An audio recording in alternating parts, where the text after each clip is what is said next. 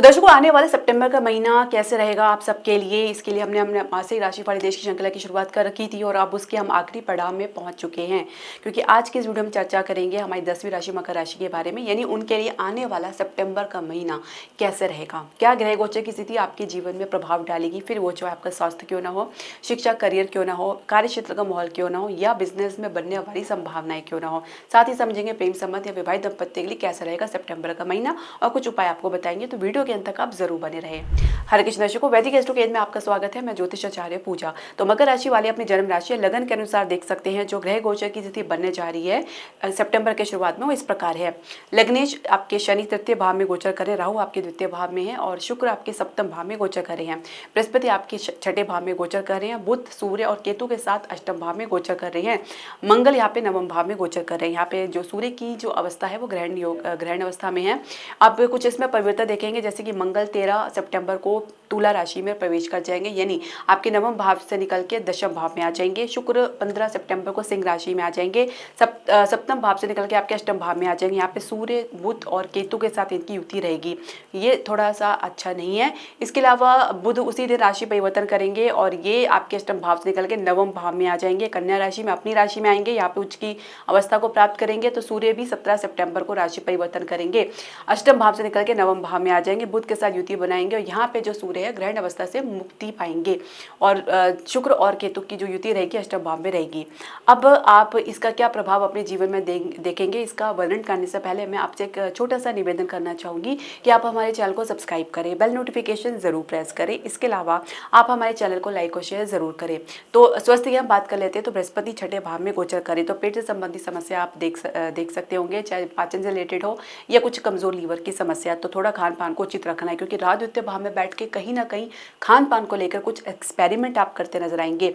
वहीं बुध और सूर्य केतु के साथ अष्टम भाव में थोड़ा सा आपके कॉन्फिडेंट में गिरावट देख रहे हैं। हालांकि अष्टमेष्ट अष्टम भाव में ही है लेकिन ग्रहण योग में है, तो आपके जो आत्मविश्वास में कमी देख सकते हैं। स्किन से रिलेटेड प्रॉब्लम, कुछ स्किन से रिलेटेड इरिटेशन की समस्या देख सकते हैं।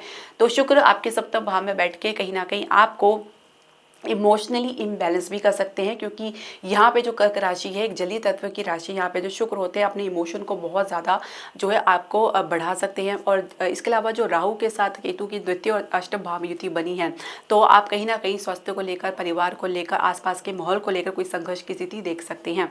तो अपना अच्छे से ध्यान रखें। और जब युति में थोड़ी सी परिवर्तन देखेंगे, जैसे कि पहले बुध और सूर्य जो है इस केतु से मुक्त होंगे, तब थोड़ा राहत आपको देखने को मिलेगी। परंतु शुक्र जो है केतु के साथ यहाँ पे आ जाएंगे तो जो शुगर की समस्या यदि आपको है, ये हार्मोन से रिलेटेड प्रॉब्लम है, कुछ हिडन डिजीज है, ये कुछ गुप्त समस्या है, तो उसमें आपको कुछ फ्लक्चुएशन, उतार चढ़ाव देखने को मिल सकता है।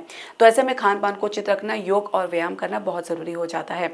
इसके अलावा शिक्षा करियर के लिए कैसा रहेगा, पंचम भाव के स्वामी अभी सप्तम भाव में गोचर करें, अच्छी अवस्था बनी हुई है और दृष्टि आपके लगन पर ही पड़ रही है। तो क्रिएटिविटी की तरफ आपका झुकाव रहेगा, आर्ट की तरफ या डिजाइनिंग की तरफ आप ज़्यादा अपनी प्रेफरेंस देंगे। तो एक कह सकते हैं शुरुआत आपकी काफ़ी तेज़ी देखने को मिल सकती है। और इसके अलावा जब शुक्र अष्टम भाव में आएंगे तो मध्य सितंबर के बाद कुछ गिरावट आपको देखने को मिलेगी, अवरोध, ऑब्स्टेकल या ब्रेक आपको देखने को मिल सकता है। तो ऐसे में आपने जो भी सब्जेक्ट का चुनाव किया उसमें आप सोच समझ के करें, कहीं ना कहीं इसमें परिवर्तन देखा जा सकता है। कंपटीशन में आपको अच्छी सफलता देखने को मिलेगी, वो भी मध्य सितंबर के बाद, उससे पहले संघर्ष की स्थिति देखने को मिल सकती है। कैंपस प्लेसमेंट की यदि हम बात करें तो भाग्य का सपोर्ट आपको मिल रहा है। प्रदर्शन में थोड़ा सा कम्युनिकेशन पर अच्छे से काम करना होगा, आत्मविश्वास में पॉजिटिविटी बना के रखना होगा, तभी कुछ आपको फल प्राप्ति हो पाएगी। करियर की शुरुआत कर चुके हैं तो देखिए दशमी जो है शुक्र आपके सप्तम भाव में है, तो अच्छी शुरुआत देख सकते हैं। आपके आइडियाज़, आपकी क्रिएटिविटी पसंद आएगी, लेकिन जल्द ही इसमें कुछ गिरावट देखने को मिलेगी, जहाँ पे आप अपने आइडियाज़ को लेकर, अपनी सोच को लेकर ना सिर्फ अंडर कॉन्फिडेंट महसूस करेंगे, बल्कि कुछ इसमें गिरावट या कुछ इसकी वजह से कुछ समस्या देख सकते हैं, काम में रुकावट या काम की पूर्ति में संदेह देख सकते हैं। तो ऐसे में आपको अपने कॉन्फिडेंट बनाने के लिए कहीं ना कहीं आपको फोकस बनाने की आवश्यकता रह सकती है, क्योंकि केतु के साथ शुक्र कहीं ना कहीं डिटैचमेंट की स्थिति लाते हैं, जहाँ पे आप एक उच्च अवस्था में पहुंच के उसके बाद एकदम से आप नीचे की तरफ आते हैं, जो कि केतु जो है सडन रिजल्ट देने में अचानक रिजल्ट देने में बहुत ही माने गए हैं। तो ऐसे में आपको अपने भीतर एक धैर्य रहना है, एक धैर्य के साथ आपको आगे बढ़ना है। आपको हर एक परिस्थिति को जो है आप सोच समझ के उसका इंतजार करके उसके परिणाम का सोच समझ के आगे आपको बढ़ना है। तो फोकस बनाने के लिए शुरुआत में धैर्य बहुत आवश्यक रहेगा, क्योंकि मंगल भी आपके दशम भाव में आएंगे तो कहीं ना कहीं अधीरतापन या पेशेंस में कमी देखी जा सकती है। आप कार्य क्षेत्र के माहौल को समझे तो दशमेश शुक्र जैसे मैंने बताया सप्तम भाव में, तो अच्छी अवस्था बनी हुई है। आपके जो भी आपके निर्णय है कारगर साबित हो रहे हैं और आगे भी आप बढ़ रहे हैं, किंतु कहीं ना कहीं कम्युनिकेशन में गैप की वजह से अधिकारी सीनियर के साथ कुछ वाद विवाद या कुछ डिस्टेंस या कम्युनिकेशन गैप देखा जा सकता है। अब ऐसे में आपने अपना जो फोकस है आप अपने काम पे जितना ज़्यादा बना के चलेंगे और जितनी क्लैरिटी के साथ चलेंगे उतना ही आप लोगों के बीच में मिसअंडरस्टैंडिंग दूर होगी। तो ये थोड़ा प्रयास आपके जब सफल होंगे, जब यहाँ पे सूर्य और जो बुध की युति केतु के साथ अष्टम भाव में बनी, ऐसे निकल के नवम भाव में जाएंगे, भाग्य स्थान में जाएंगे। यहाँ पे बुध अवस्था उच्च अवस्था में आएंगे और सूर्य के साथ बुध आदित्य योग बनाएंगे। तो ये एक अच्छी आप कह सकते हैं शुरुआत देख सकते हैं मध्य सितंबर के बाद। शुक्र का जो है केतु के साथ अष्टम भाव में आना कहीं ना कहीं अवरोध रुकावट भी आपको देखने को मिलेगा, क्योंकि दशम भाव के स्वामी हैं। यहाँ पे अवरोध रुकावट कुछ लंबा खींच सकता है जब तक कि केतु के साथ है, और कुछ काम में दिलचस्पी की कमी के कारण कुछ काम में गिरावट देख सकते हैं। इसी वजह से ग्रोथ में भी काफ़ी ज़्यादा संघर्ष की स्थिति देखने को मिल सकती है। नई नौकरी के प्रयास में आपको मध्य सितंबर के बाद ही कुछ सफलता देखने को मिलेगी। कुछ यात्राएं आपको करनी पड़ सकती है, कुछ आसपास की यात्रा पे जा सकते हैं, या किसी स्थान से बाहर किसी नई नौकरी का ऑफर मिल सकता है। व्यवसाय बिजनेस की बात करेंगे, सप्तम भाव में शुक्र का होना कहीं ना कहीं आपकी आइडियाज़ को एक पंख देने का काम करेगा, जहाँ पे आप अपनी इमेजिनेशन को, अपनी कल्पनाओं को एक मूर्त रूप देना चाहेंगे। तो इसके लिए पूरी तरीके से तत्परता दिखाएंगे, लेकिन कुछ सरकारी क्षेत्र से अवरोध देख सकते हैं। कागज़ की कमी, डॉक्यूमेंट में कुछ कमी के चलते आप अवरोध थोड़ा लंबा खींच सकता है। मध्य सितंबर के बाद कुछ बात बनती नजर आएगी, हालांकि रुक रुक के आप आगे बढ़ेंगे। और इसके अलावा मध्य सितंबर के बाद आपके जो विदेश से संबंधित कुछ नीति हैं उसमें कुछ गिरावट भी देख सकते हैं, लेकिन साथ में कुछ अवरोध के बाद कुछ आगे गति भी आपको देखने को मिलेगी। तो ऐसा कह सकते हैं कि कहीं ना कहीं झटका आपको देखने को मिलेगा, जिसके बाद काफ़ी संभल कर आप चलेंगे और उसके बाद ही कुछ आपको गति देखने को मिलेगी। फाइनेंस में अगर हम बात करें, फाइनेंशियल सेक्टर की हम बात करेंगे तो एक अच्छी स्थिति बनी हुई है। शेयर मार्केट में आप ज़रूरत से ज़्यादा दिलचस्पी तो दिखा रहे हैं, लेकिन सोच समझ के निवेश करना बहुत ज़रूरी होगा, क्योंकि शुरुआत काफ़ी आपको अच्छी लग सकती है, लेकिन बाद की स्थिति कुछ विपरीत देखने को मिल सकती है।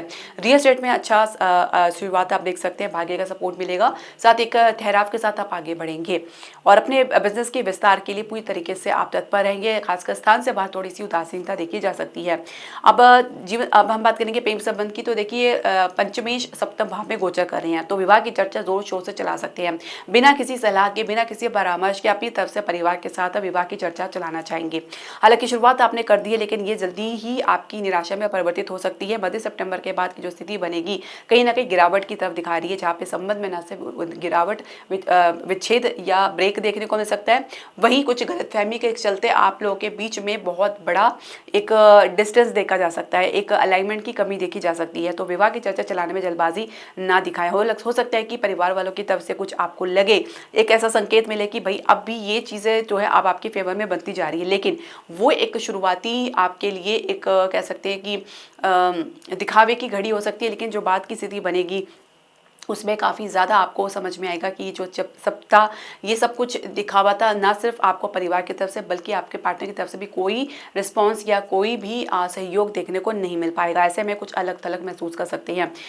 विवाह की चर्चा थोड़ा समय के बाद ही करें तो बेहतर रहेगा। इसके अलावा अगर आप बात करें विवाहित दंपत्ति की, तो शुरुआत काफ़ी अच्छी देखी जा सकती है। आप जीवन साथी के साथ किसी यात्रा का लुत्फ उठा सकते हैं या कहीं अपने जीवन साथी के ऊपर कुछ खर्चा करते नजर आ सकते हैं, लेकिन जल्द ही आप इससे किसी समस्या में पड़ सकते हैं, जहाँ पे आप लोगों के बीच में एक अभाव की प्रेम के अभाव की कमी देखी जा सकती है, जिसके कारण आप एक दूसरे को समझने का प्रयास करते हुए नजर नहीं आएंगे। परिवार की तरफ से भी कुछ इस प्रकार की परिस्थिति बन सकती है, जहाँ पे आप कह सकते हैं कि एक जुड़ाव की कमी देखी जा सकती है। एक सहयोग सपोर्ट का नाम ही आपको देखने को मिलेगा।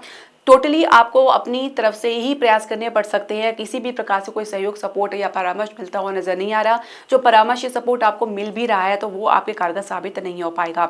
संतान प्राप्ति के लिए शुरुआत थोड़ा सा आपके फेवर रहेगा, लेकिन जल्द ही आपको इसमें कुछ गिरावट देखने को मिल सकती है। तो जल्दबाजी ना दिखाएं, थोड़ा सोच समझ कर आगे बढ़े, कुछ समय आपको लगेगा। इसके अलावा अगर हम बात करें आपको संतान से, तो संतान के कारण कुछ आपको नुकसान उठाना पड़ सकता है या कुछ उनके कारण कुछ प्रॉब्लम या संघर्ष की स्थिति देखने को मिल सकती है। सकती है। संतान प्राप्ति के लिए आपको बृहस्पति को भी मजबूत करना होगा, क्योंकि बृहस्पति अभी आपके छठे भाव में गोचर कर रही है। तो दर्शकों, उपायों की बात कर लेते हैं। तो आपको प्रत्येक सोमवार को शिवलिंग पे कच्चे दूध से अभिषेक करना है। उसके बाद तो आप बैठ के वहाँ पे 5 मिनट ओम नमः शिवाय का जाप कर सकते हैं, मेडिटेशन कर सकते हैं, या वैसे ही आप जो अपने मन में निरंतर ओम नमः शिवाय का जाप कर सकते हैं। इसके अलावा आप अपने लग्नेश की भी मजबूती को ध्यान रखें।